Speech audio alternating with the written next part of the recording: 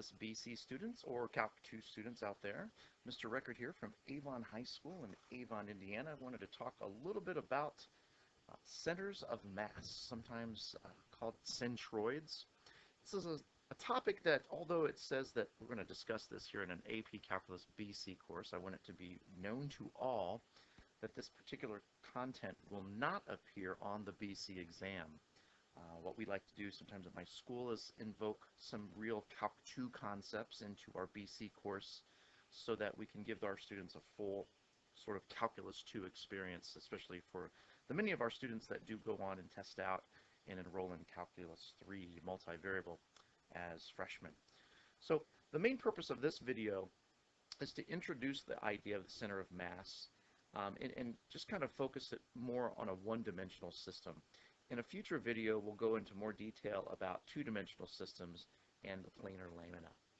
Now, using Larson's textbook here, it kind of begins with a slight investigation into what the meaning of mass is. And it says, in this section, we will investigate several important applications of the integration process that are related to mass. Mass is a measure of a body's resistance to changes in motion as an independent of the particular gravitational system which the body is located. However, since so many applications involving mass occur on the Earth's surface, an object's mass is sometimes equated with its weight. And we all know, hopefully, that that's not technically correct, especially if you have some experience with some physics courses. Weight is a type of force, and thus it is dependent upon gravity. We know that force and mass are related by the equation. Force equals mass times acceleration, a long-standing equation that we've been using for many, many decades. And the table here, although it's not really important to our discussion, I thought it was sort of interesting. It does outline the three most common systems of measurement that we would see throughout the world. And we have our various measures of force that are associated with those three systems. It's very likely if you, even in the United States, if you're working in a physics course, you're probably doing a lot of work here with the international system. That seems to be the common system used in our science courses throughout the United States. However, every once in a while, especially in mathematics courses, we do tend to use the US system a little bit more freely, and our good old friend, the pound, is a very popular unit of force. It is interesting, though, that a lot of people don't realize that the measurement of mass in the US system is actually called a slug. And I think our first example will deal with that a little bit. A slug, by its equivalence to the metric system, it's about 15.5 kilograms when you do all the conversion work. So, without further ado, let's take a look at our first real simple example. It doesn't really have much to do with calculus.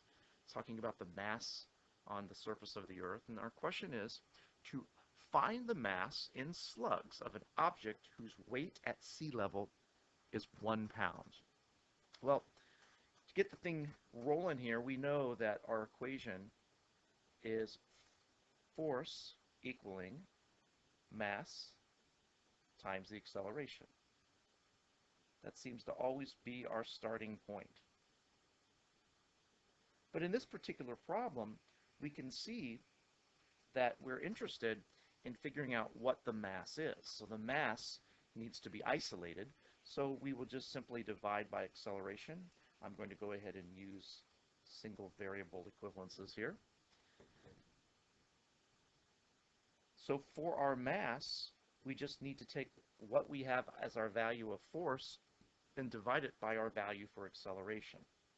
Now, if you recall, in the US system here, our force is indeed going to be a pound. So we take that force, which is 1, and I'm going to go ahead and use the label here to point out something here at the end. So we have 1 pound as our force, and then we have to think about the acceleration. And then this acceleration is definitely something that's going to be affected by gravity. So we have to break out our good friend, the 32 feet per second, or feet per second squared, we could say. So we essentially have what we need. We could go ahead and simplify this or divide at least and get some kind of a decimal equivalency, and I can do that. And I would end up with, in fact, I want to say that I don't even need an approximation here. I've gone ahead and have done the calculation previous to this. But 1 divided by 32, if I recall correctly, is 0.03125. And if we want to identify the label, well, it really doesn't change much. I mean, it's still going to be a pound over feet per second per second. And that's essentially what we're going to stop at. But if we think about the fact that the question wanted to know, well, what would be our answer in terms of slugs? If we go back, we can see that a slug doesn't necessarily have this label attached to it, but over here we can see that a pound is equivalent to a slug multiplied by feet per second squared. So if we were to isolate on slug and divide over the feet per second squared, we can see that we would have pounds in the numerator, feet per second squared in the denominator, and our slug be isolated. So pounds divided by feet per second squared is indeed the same as a slug.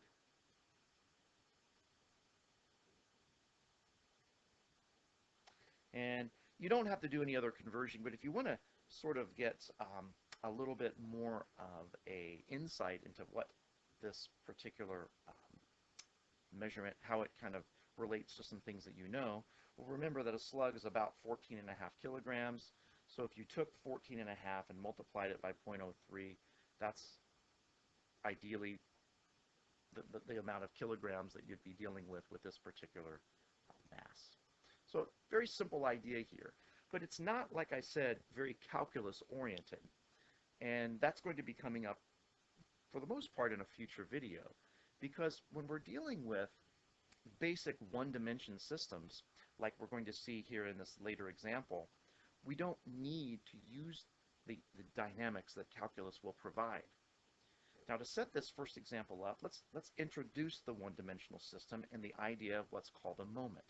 So we're now going to consider the first type of a moment, the moment about a point. Later on, we'll talk about the moment about a line. To define these two moments, consider an idealized situation in which a mass m is concentrated at a point.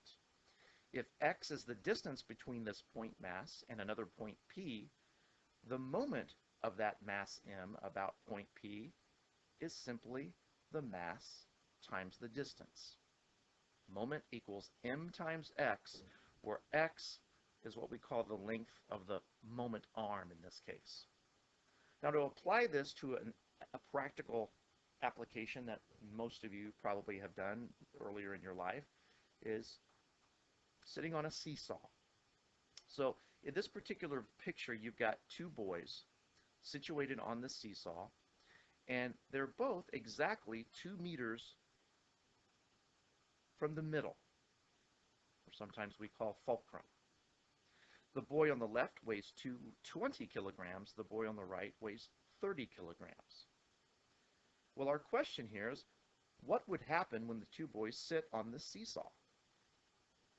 So if you think about this a little bit, you'll probably come to the conclusion that the boy on the left is going to end up weighing down the seesaw a little bit, and eventually it might look something like that. And the reason for that is very simple. That boy is heavier. And the fact that both boys are the same distance from the middle, from the fulcrum. That has a very important factor here. But you don't have to just rely on chance to answer questions like this. You can actually use this equation for the moment and figure out exactly what the seesaw is going to do. So once again, to compute a moment, it's a very simple concept. In this case, we would have a left moment. We'll say that that's the moment with the boy in the red hair without the hat. The left moment in this problem is simply the mass of that particular boy, 20 kilograms, multiplied by the distance, which in this case is 2 meters, and that resulting product is going to be 40, and it does have a very unusual label. I'm not so concerned about the label right now, but it is kilogram meters with a hyphen. But what we're going to be concerned with is just comparing the values. The boy on the right will have a moment that will be computed very similarly. The right moment would be 30 kilograms, once again multiplied by the 2 meters, which of course is going to result in 60 kilogram meters. And because the moment on the right is a larger value than the moment on the left, the seesaw is going to be weighed down to the right. It's that simple. Now we could make things a little bit more complicated if we were to spread out many mass points along this straight line. So in general, if we do have multiple point masses, we'll say M1, M2, all the way up to M sub n, and they're located at various positions, respectively, x1, x2, all the way up to xn, we know two things. The moment about the origin, established by the symbol capital M subscript O, or capital M naught, is just going to be the sum of each individual moment, mass times distance. So we're essentially just adding up as many moments as we need. And then the center of mass, which we're going to call x bar, is just simply going to be that moment about the origin divided by little m, where little m is the sum of all the masses.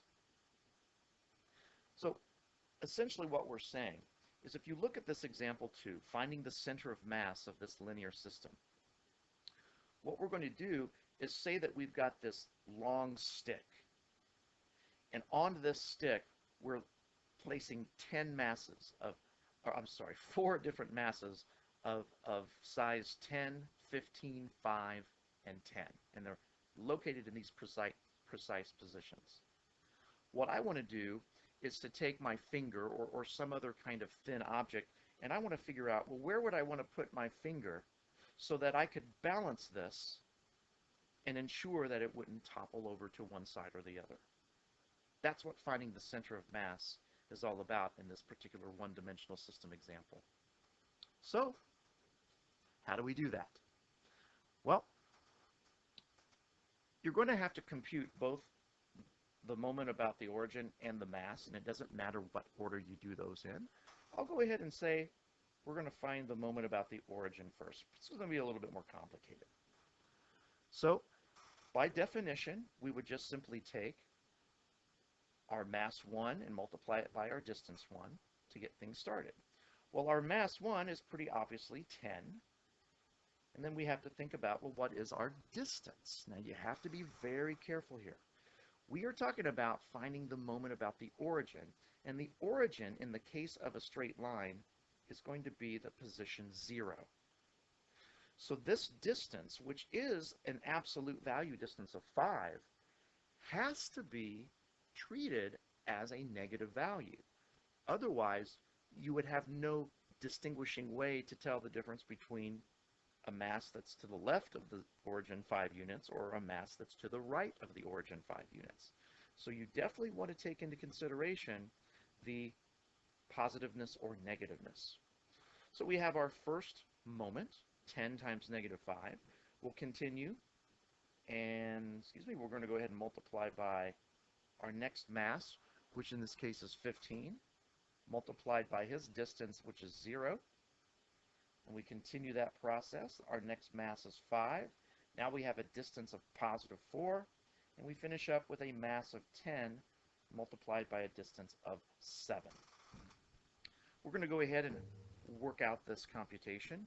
Negative 50 plus 0 plus 20 plus 70 will give us a result of, I believe, I want to say that's 40. All right. Next, we'll very quickly add up the masses, which is lowercase m. That's just your 10 plus your 15 plus your 5 plus 10 again, which in this case is going to be, I want to say 40 as well. Right? Just a coincidence that both of these are 40. So by our definition, using the wrong symbol here, sorry. By our definition, then, our center of mass, x bar in this case, is just m sub 0 divided by little m, or 40 divided by 40, which of course is 1. And that would say that right here is the place where all of this would balance. And what's kind of neat about this is you could conduct an experiment, provided that you had applicable point masses that you could use, and you had perhaps a meter stick would suffice, and you could actually place these kinds of masses on the meter stick very securely, and you could balance that meter stick at this particular location. So that's your example of the center of mass in a linear system. I'm going to go ahead and stop this video, and we're going to move to another video that you would perhaps want to investigate, where we're going to deal with a slightly more involved example where we talk about the center of mass in a two-dimensional system. And then in later videos, we'll talk about not using these individual discrete masses, but we'll talk about an entire planar lamina, which is basically a region, let's say, that has uniform density, and we might talk about where you could find the center of mass in that particular realm. And that's where the calculus and the application of integration is going to come into play. Anyway, I hope this video helps, and we will certainly see you next time.